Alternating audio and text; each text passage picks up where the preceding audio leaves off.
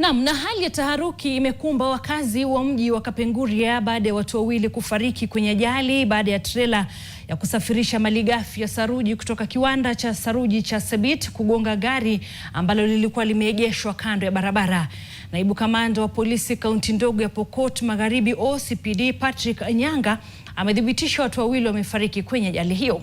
Hata hivyo, maafisa wa usalama walikuwa na wakati mgumu kutuliza hali hiyo baada ya wakazi wa mji wa Kapenguria kufunga barabara hiyo wakilalamikia utepetevu wa madereva na kusababisha msururu wa ajali kutokea kwenye barabara hiyo wiki jana ambapo watu watatu waliaga dunia.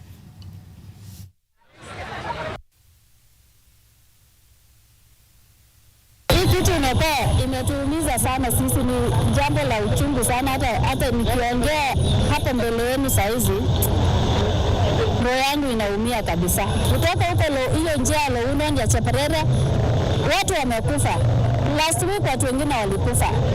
Mpaka lini watu watakufa? Tutafikana mpaka lini Guru?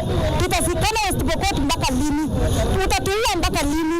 Utaona wakazi wa West Pokot mpaka lini? Because we are reckless drivers. Nimepoteza mali mingi sana. Hii gari inalala katikati ya duka. Mambo yote imeharibika. Mali mingi imeharibika. Hii trela yote iko kwa supermarket. Kibiashara ni kwamba benki ya